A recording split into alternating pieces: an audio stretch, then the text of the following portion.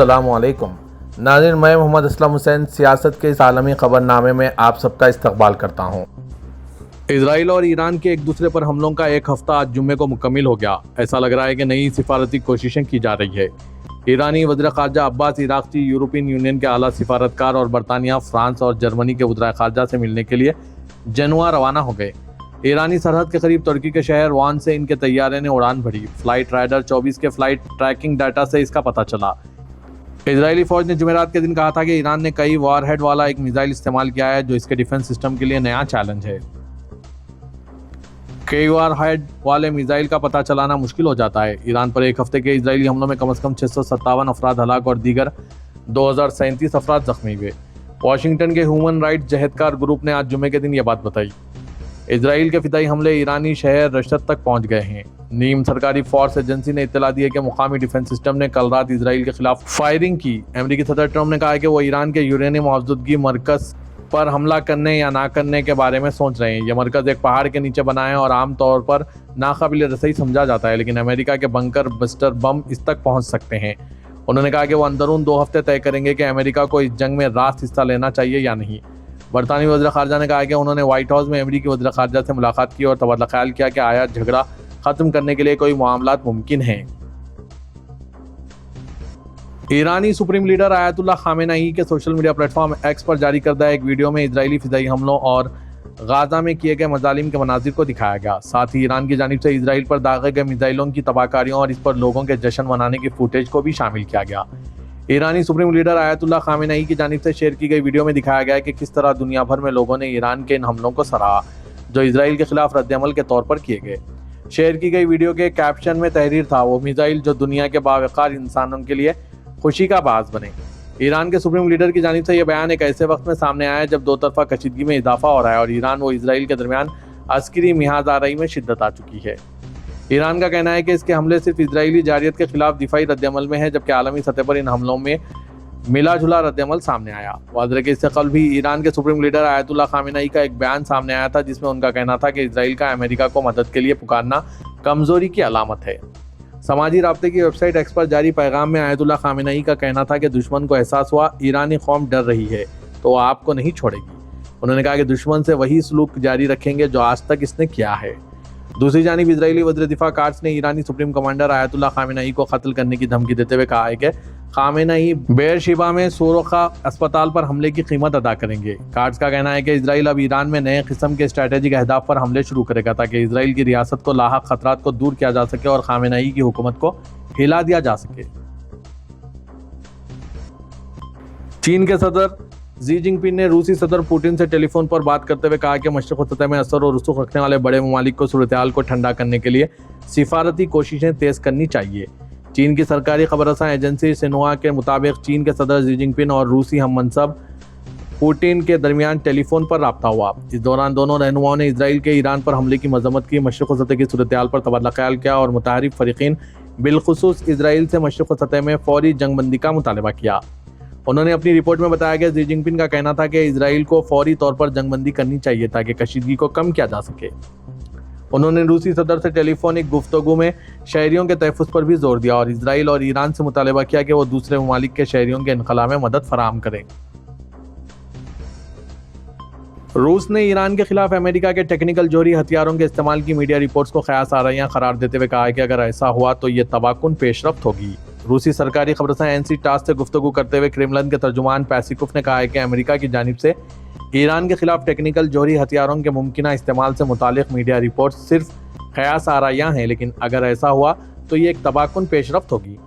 Peskov ने कहा कि इस बारे में बहुत सी क़यास आराइयां की जा रही है कि ये एक खौलनाक सूरत-ए-हाल होगी, लेकिन चूँकि ये सब क़यास पर मबनी है इसीलिए इन पर तबसरा करना मुमकिन नहीं। ये बयान एक ऐसे वक्त सामने आया जब फॉक्स न्यूज़ की रिपोर्टर जैकी हेजिग ने दावा किया कि वाशिंगटन ईरान के ज़ेर ज़मीन यूरेनियम मौजूदगी के मरकज़ को निशाना बनाने के लिए टेक्निकल न्यूक्लियर हथियारों के इस्तेमाल को खारिज इम्कान करार नहीं दे रहा है।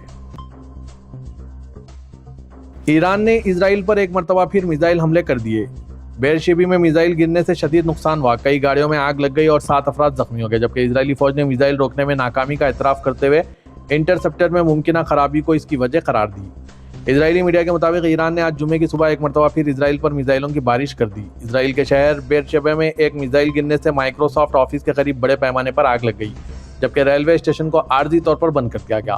ٹائمز آف اسرائیل کے مطابق ایرانی بیلسٹک میزائل کے حملے سے بیرشیبا میں شدید نقصان پہنچا ہے۔ میزائل رہائشی اپارٹمنٹس کے قریب گرے، جس سے کئی گاڑیوں میں آگ لگ گئی، جبکہ قریبی گھروں کو بھی نقصان پہنچا۔ ایک فوجی اہلکار کے مطابق آج صبح بیرشیبا پر ایران کے حملے میں ایک بیلسٹک میزائل داغا گیا، جسے روکا نہیں جا سکا اور کئی رہائشی اپارٹمنٹ کے قریب گرا۔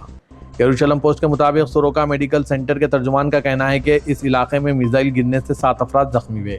ایمرجنسی سروسز فراہم کرنے والے ادارے میگن ڈیوڈ ایڈم کا کہنا ہے کہ آج جمعے کی صبح جنوبی اسرائیل پر ایران کی جانب سے داغے گئے میزائلوں کی بارش کے بعد اسے کسی زخمی کی اطلاع موصول نہیں ہوئی۔ یہ حملہ اس واقعے کے تقریباً 24 گھنٹے بعد ہوا جب ایک ایرانی میزائل بیرشیبا کے سوروکا اسپتال سے ٹکرایا تھا، جس کے نتیجے میں 70 سے زائد افراد زخمی ہوئے تھے۔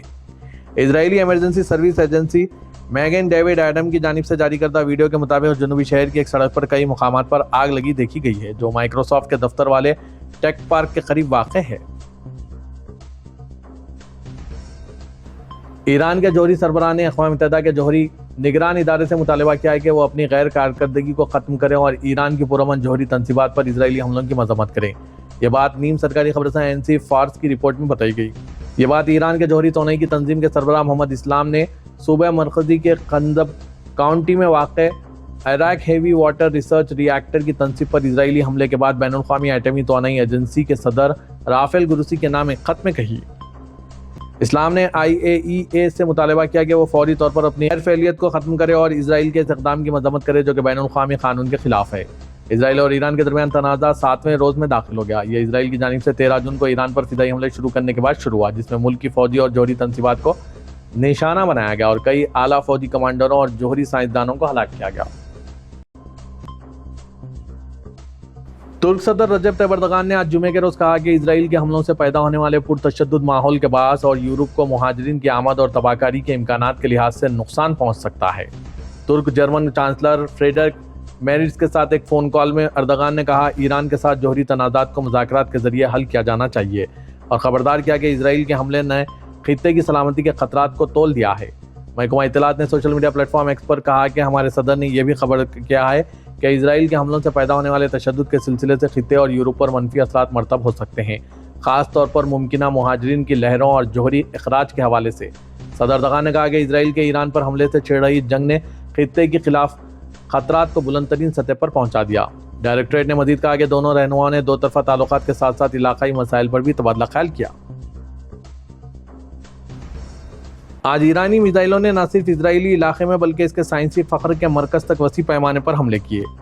وائزمین انسٹیٹیوٹ آف سائنس، جو زندگی کے علوم، فزکس اور کیمسٹری میں دہائیوں کے کام کے ساتھ عالمی شہرت یافتہ تحقیقی مرکز ہے، ایک براہ راست حملے میں شدید نقصان کا شکار ہوا، جسے اسرائیلی حکام اور سائنسدان ایک حکمت عملی اور علامتی کا دھکا قرار دے رہے ہیں۔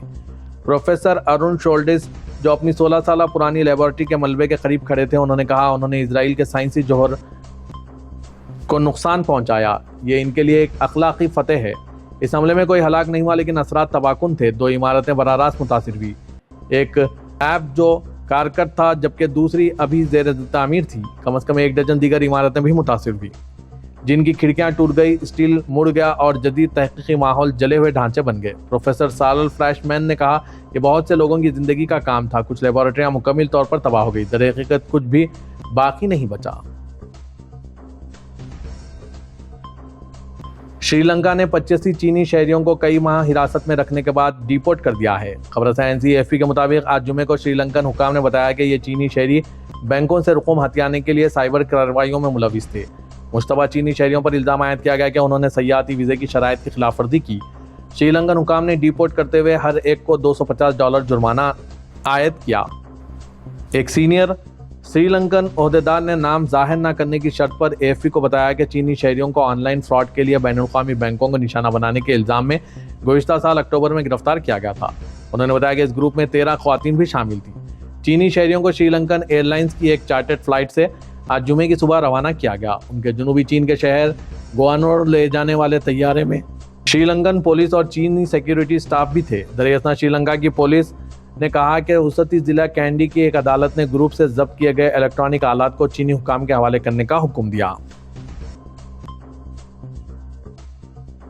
اقوام متحدہ کی سالانہ رپورٹ میں کہا گیا ہے کہ غازہ سے جمہوریہ کانگو تک تنازعات میں گھرے علاقوں میں بچوں کے خلاف تشدد 2024 میں اس سطح تک پہنچ گئے ہیں جس کی مثال نہیں ملتی۔ فرانسیسی خبر رساں NCAFP کے مطابق اقوام متحدہ کے سیکریٹری جنرل اینٹونی گٹرز کی رپورٹ کے مطابق 2024 میں کشیدہ حالات کے دوران بچوں کے خلاف تشدد غیر معمولی سطح پر پہنچ گئے۔ 2023 کے مقابلے میں سنگین خلاف ورزیوں کی تعداد میں حیرت انگیز طور پر 25% اضافہ درج کیا گیا۔ رپورٹ میں 2024 میں بچوں کے خلاف 41,370 سنگین خلاف ورزیوں کی تصدیق کی گئی۔ ان میں سے 36,221 کے خلاف ورزیاں 2024 میں جبکہ 5,149 اس سے پہلے رپورٹ ہوئے تھے، تاہم ان کی تصدیق 2024 میں کی گئی۔ 30 سال قبل مانیٹرنگ ٹول کے قیام کے بعد سے یہ ایک اب تک کی سب سے زیادہ تعداد ہے۔ سعودی عرب میں کوسٹ گارڈ نے سرحدوں کے تحفظ کو یقینی بنانے کے لیے تکنیکی نظام زالی کو اپ گریڈ کر دیا ہے جو جدید ترین سعودی ٹیکنالوجیز پر مشتمل ہے۔ اخبار 24 کے مطابق فیلڈ سیکیورٹی کی کارکردگی کو بڑھانے کے لیے جدید ترین نظام کو مزید بہتر بنایا گیا تاکہ سرحدوں کو مکمل طور پر محفوظ کیا جا سکے۔ جدید ترین سسٹم اعلیٰ تکنیکی کارکردگی کا حامل ہے جو ہر قسم کے حالات میں بہتر طور پر کام کرنے کی صلاحیت رکھتا ہے۔ جدید نظام کے ذریعے جغرافیائی سیکیورٹی اور مطلوبہ ہدف کی درست شناخت بھی اس کے ذریعے ممکن ہوتی ہے۔ اس سسٹم کو انتہائی جدید اور حساس کہا جاتا ہے، اس لیے اسے زالی کا نام دیا گیا ہے جس کے معنی نیلا کبوتر ہے جو برق رفتاری اور درست شناخت کے لیے معروف ہے۔ مسجد حرم مکہ مکرمہ کے بیرونی صحن میں انڈونیشی خاتون کے ہاں ولادت ہوئی ہے۔ ایک صحت مند بچے کو جنم دیا گیا۔ سبق نیوز کے مطابق مسجد حرم میں موجود ہلال احمر کے ہنگامی یونٹ کو اطلاع ملی کہ ایک انڈونیشی حجن کو شدید تکلیف میں ہے جنہیں پیٹ میں درد کی شکایت ہے۔ ہلال احمر کی ٹیم نے خاتون کا معائنہ کیا تو معلوم ہوا ہے کہ ولادت کا وقت ہونے والا ہے۔ صورتحال کو دیکھتے ہوئے طبی یونٹ نے اسی مقام پر ولادت کے انتظامات مکمل کیے۔ اسی دوران لیڈی ڈاکٹر بھی وہاں پہنچ گئے جنہوں نے بچے کی ولادت میں مدد کی۔ ولادت کے بعد ہلال احمر کی ایمبولنس کے ذریعے ماں اور بچے کو قریبی اسپتال منتقل کر دیا گیا تاکہ تفصیلی طبی معائنہ مکمل کیا جا سکے۔ پاکستان کے اسلام آباد میں سعودی عرب کے سفیر نواب بن سعید احمد المالکی نے پاکستان کے چیف جسٹس یحییٰ آفریدی سے سپریم کورٹ میں ملاقات کی۔ جمعے کو سپریم کورٹ سے جاری بیان کے مطابق ملاقات میں چیف جسٹس نے سعودی عرب کے سفیر کا پرجوش خیر مقدم کرتے ہوئے کہا کہ پاکستان اور مملکت کے درمیان طویل برادرانہ تعلقات کی ایک تاریخ ہے جس کی بنیاد مشترکہ اعتقاد اور باہمی احترام ہے۔ ملاقات میں دونوں شخصیات نے انصاف کی فراہمی کے شعبے میں باہمی تعاون کے حوالے سے گفتگو کی۔ سعودی عرب کے ویژن 2030 کے تحت جوڈیشل تعاون کو وسیع کرنے پر غور کیا گیا جس کے مطابق مملکت میں عدالتی اصلاحات سے نظام انصاف کو جدید خطوط پر استوار کیا جا رہا ہے۔ ملاقات میں اس بات کو اجاگر کیا گیا کہ پاکستان سعودی عرب کو نہایت قدر کی نگاہ سے دیکھتا ہے اور نظام انصاف میں ایک دوسرے کے تجربات سے سیکھنے کے موقع ہیں۔ سعودی سفیر اور پاکستان کے چیف جسٹس نے دونوں ملکوں کی جوڈیشل اکیڈمیز کے درمیان پارٹنرشپس اور ایکسچینج پروگرام کے ذریعے تعاون کو بامعنی بنانے پر بھی اتفاق کیا۔